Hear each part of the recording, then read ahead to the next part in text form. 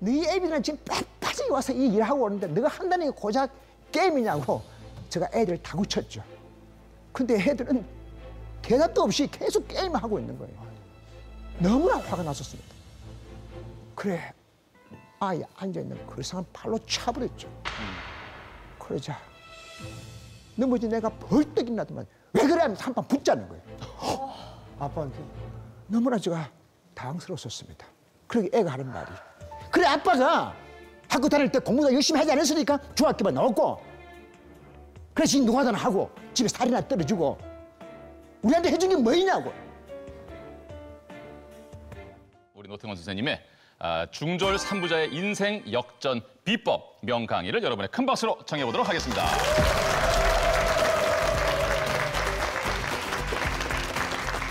네, 저는 어릴 때부터 글자를 읽고 쓰지 못하는 난독증이었습니다. 그 난독증이 뭔지 제가 잠시 설명을 해드리겠습니다. 저는 학교에 입학을 했는데 이 홍자를 그림인지 글인지 저는 구분을 못했습니다. 근데 이 홍자가 히읗자가 두 개 아래 위로 보이는 거예요. 그러니까 발음을 할 수 없고 자연적으로 어느 장이가 되어버렸습니다. 그래서 사람들은 저를 바보라고 불렀죠. 사실 바보가 맞습니다. 저는 겨우 중학교만 졸업하고 17살 때부터 막노동을 시작했었습니다. 제가 가만히 이렇게 한번 계산을 되어보니까 뭐 밤무대 가수, 엿장사, 트럭 기사, 쓰레기 수거, 생선장사, 뭐 뻥튀기 하는 장사꾼 이렇게 해서 보니까 거의 밑바닥 인생을 제가 다 한 것 같습니다.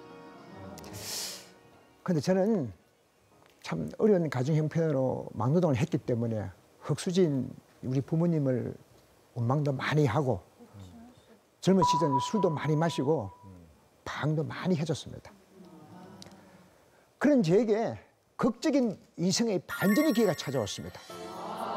네, 저보다 많이 배우고 부잣집 딸이 그 여자를 만났죠. 그런데 우리 부모님이 격렬하게 반대를 하셨습니다.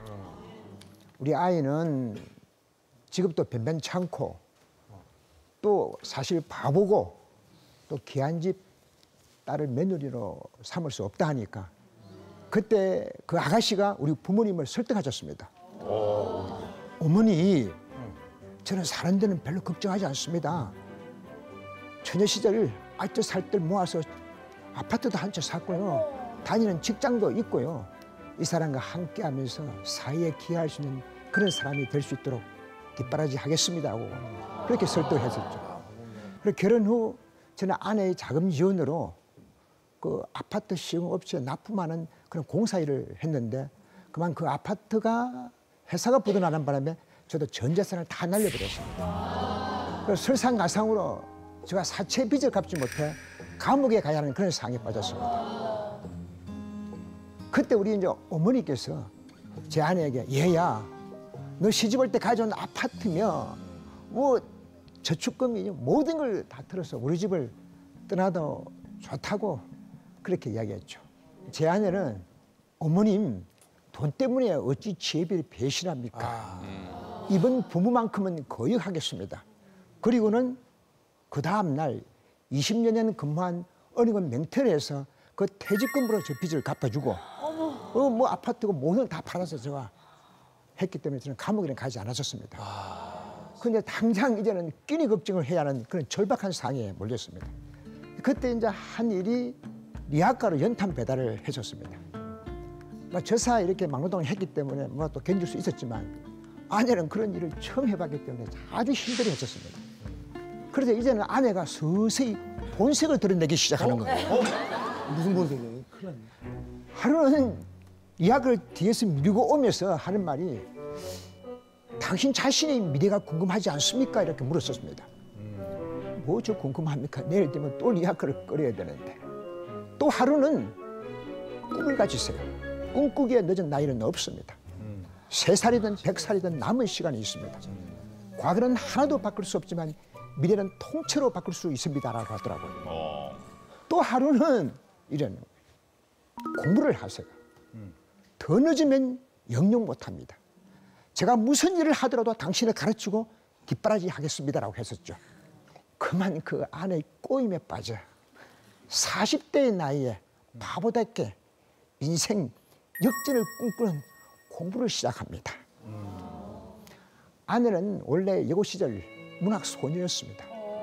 우리 문학계의 거성이자 소설가이신 김동리 선생으로부터 신라의 여인이라는 그런 찬사를 받은 그런 문학 소녀였죠. 그 선생께서 얘야 너 글 쓰는 것도 의미가 있지만 앞으로 결혼하거든 남편을 잘 뒷바라지하라는 그런 당부 말씀을 들었다고 했었습니다. 그 뒤늦은 나이에 공부를 하는 저를 위해서 그 춘천의 그 닭갈비 집에서 근 20년 동안 일을 했었죠. 아내가 오전 11시에 일을 나가면 새벽 1시에 집에 들어와서는 단정히 머리를 빗고 새벽 5시까지 저를 가르쳤습니다. 그리고 제가 글자를 쓰지는 못하니까 아내가 모든 이 교재 내용은 이렇게 큰 글씨로 이렇게 글자를 썼어요. 제가 하는 일이 세차장이나 공사장 일을 해야 되기 때문에 손에 기름때가 묻습니다. 기름때 젖지 않도록 다 이렇게 코팅을 해 주었습니다. 6, 7년 동안 써준 글자 수가 2천만 자가 넘었었습니다. 그런 과정에서 아내 손가락이 완전히 휘어져 버렸습니다. 저는 이 아내의 이 사랑 노트를 들고 공사장에 오고 가는 길거리에서나 공사장 쉬는 시간에 공부를 했었습니다. 또 이번에는 제가 영어 공부를 할 수 있도록 영어 모든 교재 내용을 녹음을 시켜주었습니다. 테이프의 1000개 분량, 앞뒤로 2시간용입니다. 저는 그 아내의 목소리를 듣기 위해서 야간 주유소에서 일을 하면서 제가 직접 헤드폰하고 30여 줄을 연결한 이어폰줄을 만들어서 제가 들었었죠. 그렇게 제가 공부를 해서 2006년에 수능 모의고사 7번 연속으로 12과목 전과목 만점 받았습니다.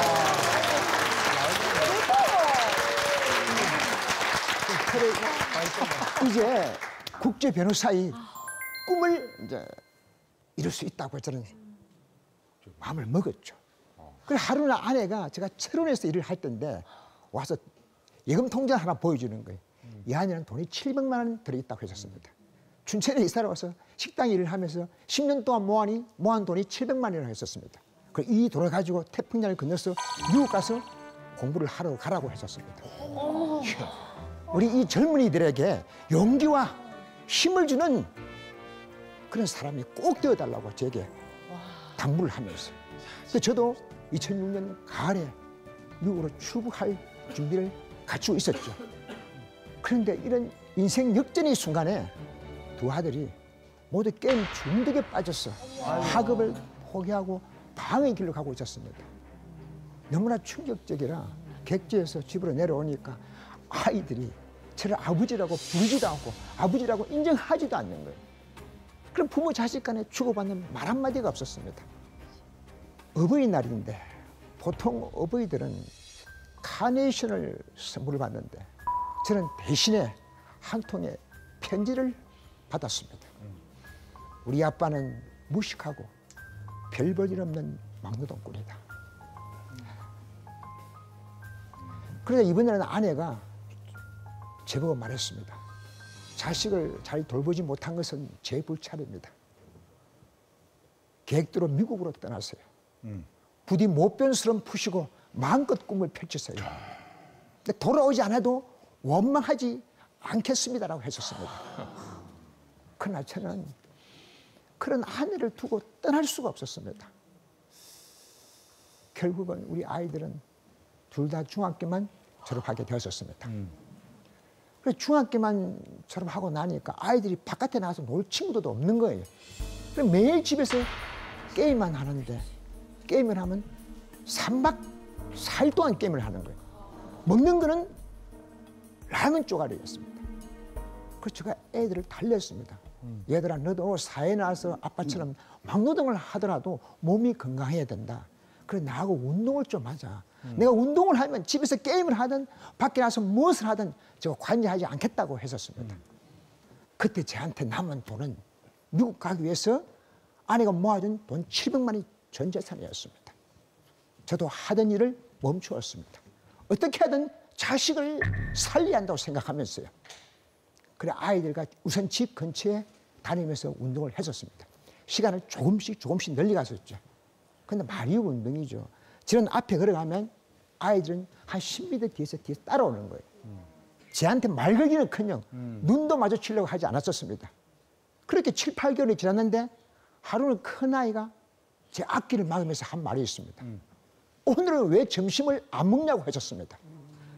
그놈이 3년 만에 저한테 한 말이에요. 그래서 제가 그랬습니다. 집에 살 떨어졌다고 했었죠.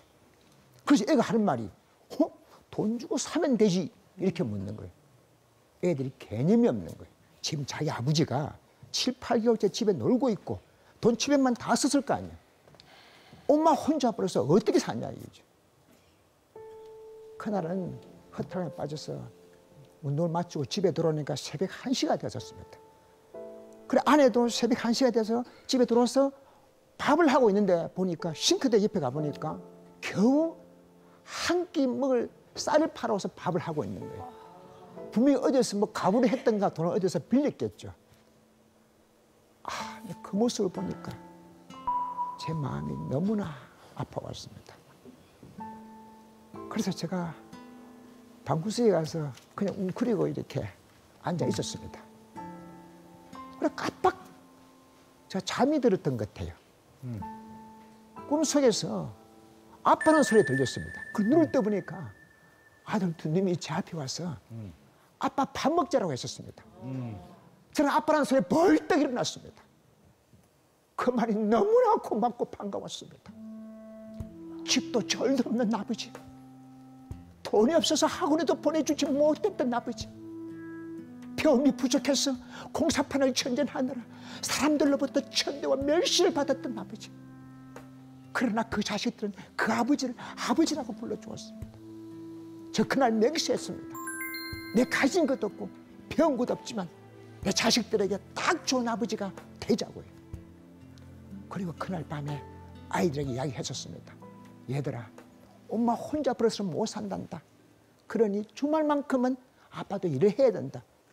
그 주말 이틀만큼은 너네들끼리 운동을 하라고 했었죠. 그때서 그 아이들 눈에 눈물이 어른거리더라고요. 그런데 딱 한 가지 문제가 있는 거예요. 그 당시에 춘천에서는 일할 데가 없었습니다. 그래서 경기도 구리시까지 나가서 제가 3일 동안 일을 하고 집에 들어오니까 이 애들이 현관문을 열고 들어오는데 자기 아버지 오는 것도 모르고 게임에 빠져 있는 거예요. 그리고 이렇게 가서 보니까 그 3일 동안 도저히 운동한 그런 흔적이 없었습니다. 그래서 저도 화를 참지 못하고 너희 애들은 지금 빽빽하게 와서 이 일하고 오는데 너가 한다는 게 고작 게임이냐고 제가 애들 다구쳤죠. 근데 애들은 대답도 없이 계속 게임을 하고 있는 거예요. 너무나 화가 났었습니다. 그래 아예 앉아있는 그 사람 발로 차버렸죠. 그러자 넘어진 애가 벌떡 일어나더만 왜 그래 하면서 한 판 붙자는 거예요. 아빠한테? 너무나 제가 당황스러웠습니다. 그러게 애가 하는 말이 그래 아빠가 학교 다닐 때 공부도 열심히 하지 않았으니까 중학교만 나왔고 그래서 노가다나 하고 집에 살이나 떨어지고 우리한테 해준 게 뭐이냐고. 저도 흑수저 아버지로 원망했던 그 어린 시절이 생각났습니다. 내 자식들 앞에 내 눈물을 보이지 않으려고 입술을 깨물었습니다. 그 눈물이 핏줄을 타고 흘러 제 심장으로 들어오는 듯 해졌습니다. 근데 아이들은 그 뒤로부터는 집을 들락날락 거리는 거예요. 한번 집을 나가면 일주일 동안 집에 들어오지도 않았었습니다. 이걸 어떻게 해야 될까? 밤에 곰곰이 생각해졌습니다. 우선 그 아이들이 운동하고 옷을 빨아버렸습니다. 그런 사이에 제가 공사장에 가서 이틀을 일을 해줬습니다. 애들이 그 운동하고 옷이 마르자 집을 나갔습니다. 그때 슬쩍 가방속에 이틀치 노임을 넣어주었습니다. 그런데 그 아이들이 하루 만에 집으로 돌아왔었습니다. 이 아이들이 그 아버지의 이런 행위를 어떤 식으로 해서 했는지 모르겠지만 그 다음부터는 다시는 집을 나갈 일은 없었습니다. 저는 아이들을 찾기 위해서 놓아준 것이죠. 이제 대화가 된 거죠. 이제 그 아버지와 그 아들은 전국을 돌아다니면서 여행을 해줬습니다. 자식들과 7, 8개월 동안 막노동도 해줬습니다. 이제 아이들이 느끼는 거죠. 아, 이 세상에는 게임만 있는 것이 아니라 여러 가지 할 일들이 많구나. 하루는 일을 마치고 집으로 돌아오는데 뒤에 따라오던 아이가 저를 불러 세웠습니다. 아버지, 이러는 거예요. 돌아보니까 아이가 얼굴에 눈물, 콧물 범벅이 되어 있었습니다. 아버지, 비로소 깨달았습니다. 가슴속 깊은 곳에 담아두었던 긴 시간이 지나도 말하지 못했던 아버지, 사랑합니다. 상처가 아문 자리에, 그 자리에 향기가 피어오르기 시작했습니다. 그렇게 아이들과 2년 동안 8,000km를 행군했었죠. 그 아버지와 그 아들은 비로소 하나가 될 수 있었습니다. 이번에는 그 두 아들이 철없이 인생 역전을 꿈꾼다며 공부를 하겠다고 해줬습니다.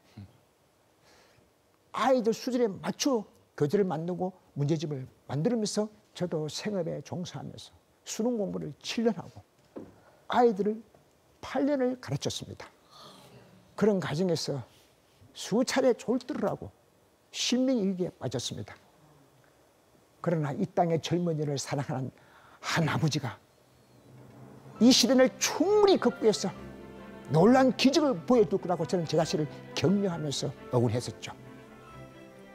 그토록 제가 배우고 싶었고 알고 싶었던 제 간절한 마음을 자식들에게 전했습니다. 아이들도 잘 따라주었습니다. 마침내 두 아들은 서울대 4년 전액 장학생으로 제가 합격시켰습니다.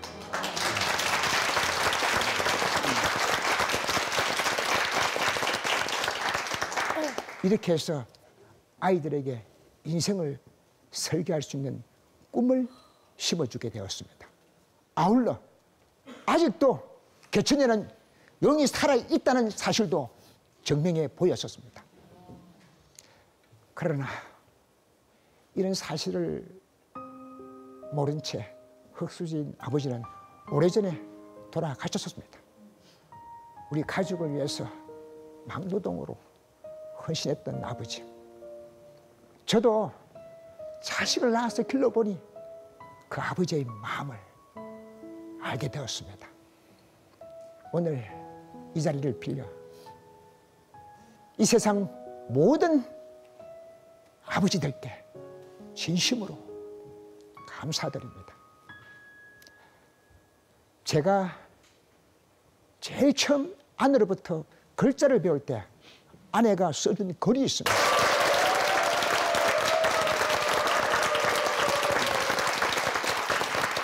늦게 피는 꽃은 있을지언정 피지 않는 꽃은 없다. 마지막 결론도 그냥 아주 가슴에 확 와닿습니다. 오늘 강의를 들으면서 많은 분들이 눈시울을 적시기도 하고 크게 이제 공감을 좀 하고 있는데, 그나저나 레이 양은 아까 우리 노 선생님이 강의 시작하자마자 약간 그냥 이 코가 빨개지더니 눈시울이 붉어지고, 왜 어떤 공감을 하셨어요? 아니면 무슨 저도 아빠한테 이렇게 대못을 박은 적이 있었어요. 아빠가 못나서 내가 학교를 못 갔고 그게 난 너무 마음이 아프다 이런 얘기를 한 적이 있었는데, 저는 그게 스스로는 저 위안을 삼으려고 했지만 아빠 입장에 대해서는 들어본 적이 없거든요. 근데 반대로 입장을 들어보니까 제가 너무 못된 말을 해서 가슴에 대못을 박았다고 생각을 하니까 아빠한테 너무 미안하고 아빠를 원망했던 제가 너무 부끄럽고, 네. 그래서 저는 사실 계속 강의를 들으면서 어떤 생각을 했냐면, 처음엔 아내분이 굉장히 대단하다고 생각했어요. 예. 어떻게 저렇게 잘 이끌 수 있을까? 저런 남편을 어떻게 이렇게 현인으로 만들 수 있을까라고 생각을 했는데, 이끄는 사람보다 따라가는 사람이 있어야지 이끌 수 있다고 생각을 해요. 근데 정말 잘 이끌어 주셨고 잘 따라와서 정말 지금의 이 결과를 됐다는 게 저는 너무 감격스럽고 네. 또 반성도 많이 하게 됐던 것 같아요. 멋있어요. 예. 아 근데 그냥 얘기를 들으면서 사실은 아내분의 그 헌신과 또 어떻게 보면 그 시도 자체가 노 선생님의 시도가 엄청나게 무모하게 들리기도 하거든요. 근데 그걸 꾸준히 이뤄가시는 거가 이게 정말 믿을 수 있는 일인가 싶을 정도인데 저도 두 아들을 키우고 있는 아빠로서 생각하는 것이 그 부분은 아빠로서 이해가 됩니다.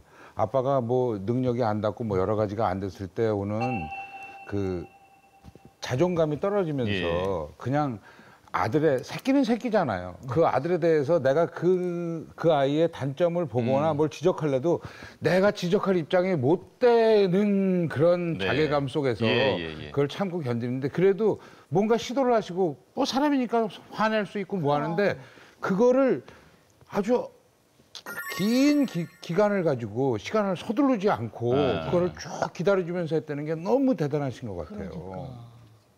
제가 제일 좀 아내한테 미안한 부분은요. 네. 자꾸 사람들이 이렇게 묻죠. 포기하고 싶은 마음이 없었냐고 묻지만 네. 포기하는 것은 제가 아니라 아내가 포기를 해야죠. 그렇지. 제가 그 처음에 이사를 와서 그 재개발 아파트에 살았었습니다. 예. 그 저는 월세 보증금을 걸 돈이 없었기 때문에 그냥 월세로 살았는데 갑자기 이제 재개발이 되니까 살 집이 없었는 거예요. 그래서 전기, 가스, 수도도 끊긴 그 유령 같은 아파트에서 우리 3개월 동안 숨어 살았었습니다. 근데 또 그러던 차에 아내 집안에 사촌 언니들이 찾아오셨어요. 그래 원수가 이참에 너 새 출발해야 된다. 근데 그 아내가 그 언니들한테 한 말을 듣고 제가 개인적으로 아내를 존경하게 되었습니다. 예. 어떤 그때 한 말씀인데? 말이 언니 여자의 절개는 남자가 모든 것을 잃었을 때 드러납니다. 평강공주가 환생했나 봐. 그렇죠. 그 평강 공주님을 좀 뵙고 싶지 않으세요? 네, 예. 진짜 많은 분들이 궁금해하시는 과연 어떤 그 전생에 복을 지으셨길래 이렇게 훌륭한 부인을 만나셨을까? 예. 그래서 부인과 지금 큰 아드님이 객석에 앉아 계신데 잠시 앞쪽으로 모시겠습니다. 자, 박수로 맞이해주십시오. 네.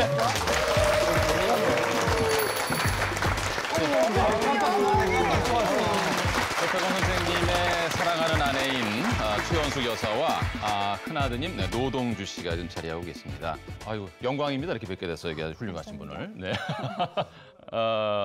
예, 뭐 궁금하신 점 있으면 좀 질문을 좀 나중에 얘기 해보시죠. 들으니까 그 굉장히 유명한 얘기죠. 모든 성공한 남자에 대한 여자가 있다라는 이야기가 네. 떠오르는데 저 사모님에게 좀 여쭤보고 싶어요. 그때 왜 밤새도록 글을 쓰셔서 손가락이 휘실 정도로 쓰셨다고 했는데 지금 건강은 괜찮으신지 그게 제일 걱정이 되거든요. 네, 괜찮습니다. 네. 손 잠깐 손은 보일 수 있어요? 이렇게 아유야. 검시가 좀 많이 휘. 예. 아이고야. 잡아야 되니까. 아유야. 예. 그래도 결실을 맺으셨으니 그게 훈장이 될 수 있겠네요. 네. 근데 남편이 어디서 그렇게 희망을 찾으셨어요? 저는 처음 봤을 때 굉장히 미래의 가치를 봤었거든요. 처음에 봤을 네. 때?